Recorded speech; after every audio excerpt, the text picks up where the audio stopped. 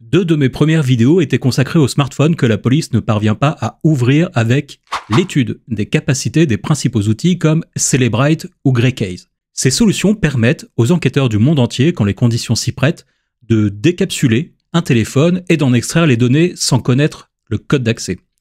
Je le rappelle, car c'est toujours vrai en octobre 2025, les iPhones des 4 dernières générations, configurés avec un mot de passe complexe et mis à jour, résistent très bien aux assauts des logiciels. Et le poids lourd de la catégorie, celui qui ne cède pas même face aux équipes les plus déterminées, reste le Pixel dopé à Graphene OS. Si vous voulez un récap des techniques employées et des points importants à retenir, je vous renvoie à ma précédente vidéo.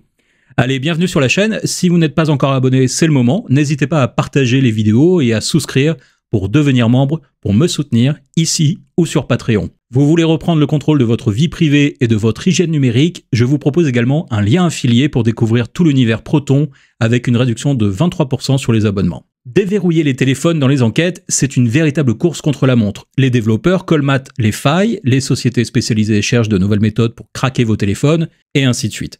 Et parfois, après des années de recherche et de développement, une technologie vient mettre des bâtons dans les roues à tout le monde. Et c'est exactement ce qui se passe avec cette nouveauté implémentée dans les puces Apple A19 et A19 Pro, disponibles sur les iPhone 17 et iPhone 17 Pro. Une petite révolution passée relativement inaperçue pour contrer les logiciels espions et les tentatives d'accès que vous n'avez clairement pas sollicitées. Face à ces menaces, Apple dégaine une nouvelle brique de sécurité, le Memory Integrity Enforcement, ou le MIE. Ce n'est pas un simple patch, mais une refonte matérielle et logicielle de la manière dont la mémoire fonctionne sur iPhone.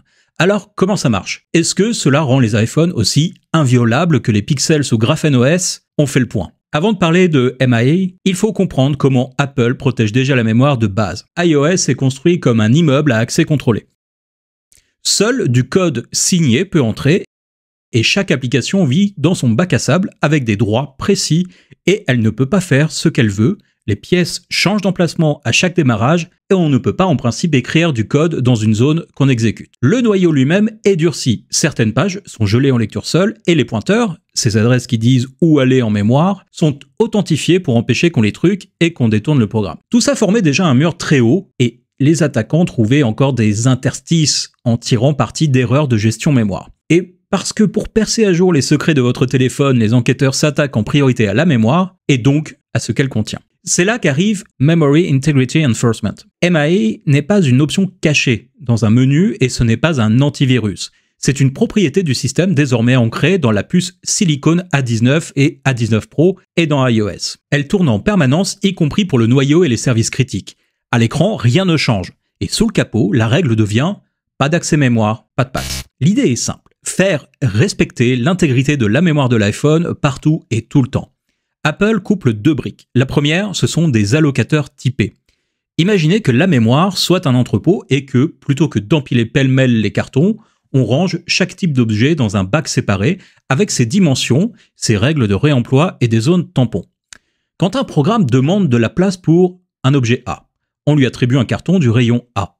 S'il y a un bug et qu'il déborde, il ne tombe pas par hasard sur un objet d'un autre type exploitable, mais sur du vide ou un mur prévu pour faire échouer ce genre d'erreur. Quand on libère un objet, on le met en quarantaine et on change son étiquette avant de le réutiliser, ce qui rend les fameux Use After Free, soit la règle réutiliser la mémoire disponible lorsqu'elle est libre, beaucoup moins praticable. Dit autrement, on structure la mémoire pour que les erreurs deviennent bruyantes et stériles. La seconde brique est matérielle, une extension de marquage de la mémoire. Pensez à une clé attachée à chaque zone mémoire et à un badge accroché au pointeur qui veut y accéder. Au plus bas niveau, un processeur ne fait que deux choses avec la mémoire. Lire, donc charger une valeur à une adresse, et écrire, déposer une valeur à une adresse. Désormais, chaque lecture-écriture vérifie que le badge et la serrure correspondent. Si le code essaye d'aller au-delà de ce qui lui est alloué ou de réutiliser un ancien badge sur un carton qui a été réétiqueté, la vérification matérielle échoue immédiatement, l'accès est bloqué et le processus plante. C'est radical et c'est synchrone. La vérification se fait au moment même où l'accès a lieu et pas après coup. Et pourquoi ça ressemble à une petite révolution? Eh bien, parce que cette approche combine l'ordre imposé par les allocateurs avec un contrôle d'accès en temps réel côté processeur. Les débordements qui hier pouvaient discrètement écraser un voisin pour préparer un exploit, butent aujourd'hui sur une serrure qui ne s'ouvre qu'avec la bonne clé. Et comme les clés sont renouvelées quand on réutilise la mémoire, les vieux pointeurs pendants n'ouvrent plus rien. Ce design est le produit de plusieurs années de recherche sur le plan matériel et logiciel. Il a fallu repenser la façon dont iOS alloue, recycle, isole et étiquette la mémoire, puis graver dans la puce la logique qui refuse tout accès, incohérent. Résultat, la grande majorité des attaques qui commencent par faire déraper la mémoire se transforment en crash sans prise au lieu d'une porte d'entrée. Et c'est exactement là que des solutions comme Cellebrite ou GreyKey se cassent les dents. Pour comprendre pourquoi MIA change la donne, regardons comment ces outils accèdent au contenu d'un smartphone verrouillé. Leur méthode n'a rien de magique. Ils enchaînent des failles, donc des erreurs dans le logiciel, pour transformer une petite brèche en exécution de code non autorisé. En clair, faire tourner leur propre petit programme sur votre téléphone, puis en élévation de privilèges, c'est-à-dire passer d'un coin très limité à des droits de super admin. Le premier pied dans la porte vise des endroits accessibles sans déverrouiller l'écran. La pile USB, donc le logiciel qui gère ce qui transite par le câble, un service système qui écoute des requêtes ou un parseur de fichiers médias, le morceau de code qui lit un fichier reçu et le convertit en données utilisables. Et une fois ce pied posé, eh bien l'objectif est de sortir du bac à sable, c'est le parc fermé où se trouve une application, et d'obtenir un contrôle précis de la mémoire et idéalement de lire, écrire là où c'est normalement interdit, pour déposer un agent capable d'inventorier puis d'exfiltrer des données selon l'état de l'appareil, AFU ou BFU.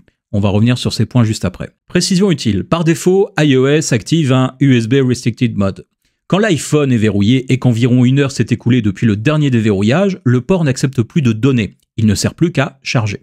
Et pour autoriser une connexion data, il faut déverrouiller l'iPhone et tapoter « Faire confiance à cet ordinateur ». C'est un garde-fou séparé de MIA. L'un coupe le tuyau USB quand l'appareil est verrouillé, l'autre empêche qu'un bug logiciel se transforme en prise de contrôle. Les deux protections se cumulent.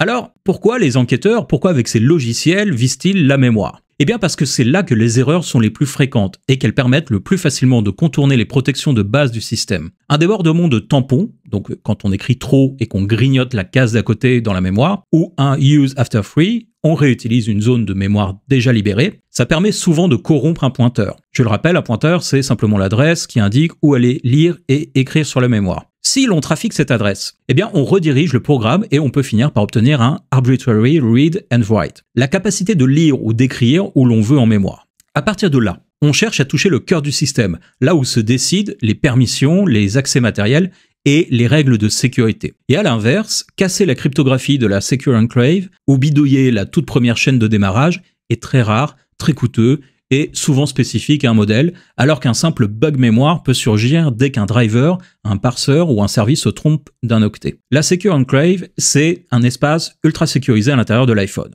Il garde les secrets, donc empreinte, Face ID, clés dérivées du code, et fait respecter les limites d'essai du code. Même iOS ne voit pas ces clés en clair. La Secure Enclave reçoit des requêtes signées par une sorte de boîte aux lettres très étroite et renvoie juste le service cryptographique demandé, juste l'accès nécessaire. Tout le stockage de l'iPhone est chiffré, éteint ou juste rebooté, ce qui est sur la mémoire flash est illisible sans vos clés. Quand vous déverrouillez, iOS obtient de la Secure Enclave de quoi décrypter à la volée les données nécessaires. Elles circulent alors en clair dans la mémoire vive des applications et des services concernés.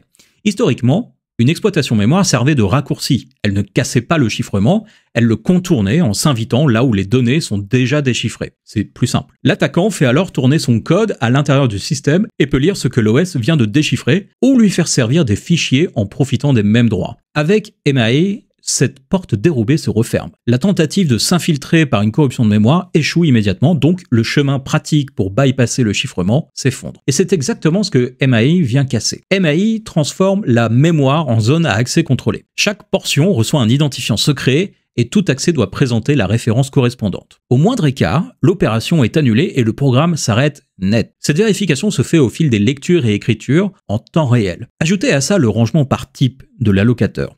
Quand une erreur survient, elle finit dans du vide ou sur un mur et pas sur une cible intéressante à détourner. Conséquence pour des outils comme Cellebrite ou GreyKey. Sans le code de déverrouillage, sans un pairage existant, donc c'est le fameux lockdown record, c'est-à-dire un lien de confiance déjà enregistré entre l'iPhone et votre ordinateur, et sans une grosse faille non liée à la mémoire, eh bien l'accès à froid s'effondre. Les tentatives USB se heurtent d'abord au mode USB restreint, qui coupe la data quand l'iPhone n'est pas déverrouillé. Puis MIA qui fait capoter les attaques dès qu'elles essaient de trafiquer la mémoire. Les attaques live, donc en mode AFU, qui misaient sur un petit bug dans un service encore accessible, plantent avant de pouvoir monter en privilège. Il reste des voies hors du périmètre de MAI. Ingénierie sociale, récupération de données sur le cloud, composants annexes comme le modem, mais la route royale, qui était des exploits mémoire, elle est totalement murée. J'ai évoqué à plusieurs reprises l'acronyme AFU. Rappel rapide. BFU, c'est pour Before First Unlock. Ça désigne l'état d'un iPhone tout juste allumé ou redémarré avant le premier déverrouillage. Dans cet état, les clés de déchiffrement restent enfermées dans la Secure Enclave et ne sont pas mises à disposition du système. Tout ce qui est stocké sur la mémoire flash est chiffré et totalement illisible. En BFU, même des outils très avancés ne peuvent pratiquement rien faire sans une faille 0D colossale. Le mode AFU, After First Unlock, commence dès que vous avez déverrouillé votre iPhone au moins une première fois. iOS récupère alors auprès de la Secure Enclave de quoi décrypter à la volée certaines catégories de données pour que le téléphone fonctionne normalement. Et même si vous reverrouillez ensuite l'écran, une partie du système reste en contexte AFU. Des clés temporaires demeurent en place, ce qui évite de tout redemander à chaque fois que vous ouvrez le téléphone. Attention, tout n'est pas pour autant accessible. Les données en protection complète ne redeviennent lisibles que lorsque l'écran est déverrouillé. Mais en mode AFU, il existe davantage de surface d'attaque qu'en BFU pour accéder à des contenus déjà déchiffrés par iOS. Et c'est précisément pour ça que sur iPhone, le mode AFU est aujourd'hui le seul véritablement exploitable par des solutions comme Celebrite ou Greycave. Si l'appareil est saisi déjà en mode AFU, c'est-à-dire qu'il est déjà déverrouillé au moins une première fois depuis son dernier redémarrage, ils peuvent tenter une extraction logique appuyée sur un lien de confiance existant, donc le fameux Lockdown Record enregistré sur l'ordinateur de l'utilisateur, ou essayer de dialoguer avec des services encore joignables. En BFU, ce levier n'existe pas. Pas de clé, et bien pas de données utiles exploitables, l'iPhone reste une brique. Le sujet du redémarrage s'inscrit là-dedans. Un reboot renvoie mécaniquement l'iPhone en BFU. Les clés quittent la mémoire et tout redevient chiffré jusqu'à la prochaine authentification. Depuis iOS 18.1, Apple a ajouté un Inactivity Reboot. Si l'iPhone reste verrouillé et inactif plusieurs jours, il redémarre automatiquement et repasse en BFU, ce qui coupe la fenêtre d'exploitation AFU sans intervention de l'utilisateur.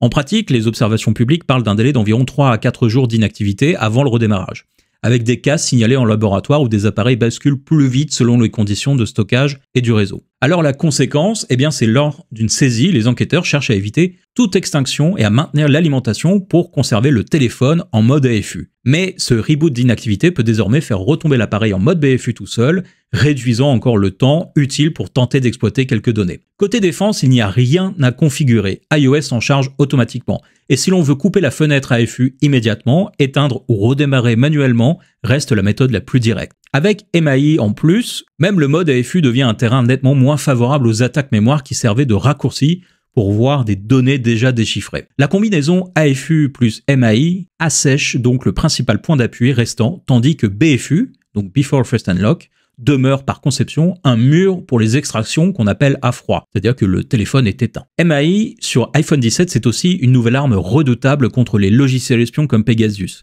Ces outils d'espionnage s'appuient souvent sur des attaques zéro-clic. Donc un message ou une page web suffit, et qui enchaîne plusieurs failles mémoire. D'abord, un petit bug dans un parseur, donc image, police, audio, pour exécuter un bout de code. Puis une sortie de bac à sable, l'enclos d'une application là où elle n'est pas censée sortir. Puis une montée au noyau, donc pour obtenir les pleins pouvoirs sur le téléphone. MAI casse cette mécanique au point sensible. Il vérifie en temps réel chaque accès à la mémoire et bloque les débordements et les use after free qui servaient de tremplin. Résultat, l'exploit plante au lieu de s'installer, il laisse des traces, il devient instable et coûteux à maintenir à grande échelle. En pratique, cela réduit fortement la fenêtre des infections invisibles. Pour réussir, un acteur devra trouver des failles non mémoire et c'est beaucoup plus rare. Et combiné à d'autres défenses d'iOS, donc des mises à jour rapides par exemple, un sandbox renforcé, un mode isolement pour les profils à risque, MAI fait passer les spyware d'attaques discrètes et fiables à vraiment un pari risqué qui peut être visible. Je le disais, jusqu'ici, l'iPhone présentait encore quelques failles occasionnelles qui laissaient, donc en mode AFU, un mince espoir d'exploitation pour des outils d'extraction utilisés par les enquêteurs à travers le monde. A l'inverse, les pixels sous GrapheneOS se sont forgés une réputation de mur infranchissable, au point que cet été, des services de police en Espagne ont publiquement associé Pixel plus GrapheneOS aux usages criminels, tant ces appareils leur résistent lorsqu'ils tentent d'en extraire le contenu. Alors chacun ses problèmes, mais ça illustre bien la perception du terrain, très difficile à percer. Alors, est-ce que MAI sur iPhone 17 change la donne? Sur le plan pratique, oui. Pour les attaques qui reposent sur des erreurs de mémoire, donc le carburant classique des exploits pour obtenir le contenu d'un téléphone sans le code, MAI ferme la porte. Apple a intégré cette défense toujours active au niveau matériel plus sur iOS, ce qui transforme la moindre tentative de dérapage mémoire en plantage total immédiat au lieu d'un point d'appui. Ajoutez le redémarrage d'inactivité sur iOS, donc le retour automatique en mode BFU après 3-4 jours sans déverrouillage, et la fenêtre exploitable côté iPhone se rétrécit fortement, même quand l'appareil reste saisi depuis longtemps. Et face à ça, où se situe un Pixel récent sous Graphene OS? Il reste extrêmement durci, chiffrement robuste porté par la puce Titan M2, donc le coprocesseur sécurisé garde les secrets et impose des délais anti-brute force. Durcissement du système, auto-reboot configurable pour écourter le mode AFU en cas d'inactivité, et le MTE pour Memory Tagging Extension d'ARM. C'est activé par défaut sur les générations récentes et autrement dit, une mémoire étiquetée qui bloque déjà beaucoup d'exploits mémoire côté Android et Pixel. Alors, est-ce que l'iPhone 17 se met au niveau de cette valeur sûre? Oui, et en grande partie. Et sur la mémoire, il va même un cran plus loin.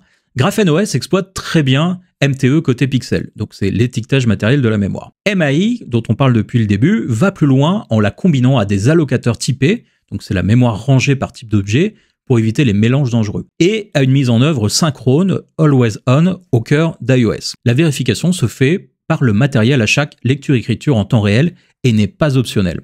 Résultat, pour les chaînes d'exploit mémoire, l'iPhone 17 est au moins au niveau d'un Pixel plus Graphene OS, et pour ce type d'attaque précis, probablement le plus difficile à forcer aujourd'hui. En revanche, en dehors de la mémoire, donc faille logique, erreur humaine, erreur de sécurité opérationnelle, récupération sur le cloud, l'issue finalement dépend d'autres facteurs. Au global, les deux plateformes restent très solides si elles sont à jour et protégées par un code long. Pour résumer, oui, MAI d'Apple sur iPhone 17 change réellement l'équilibre.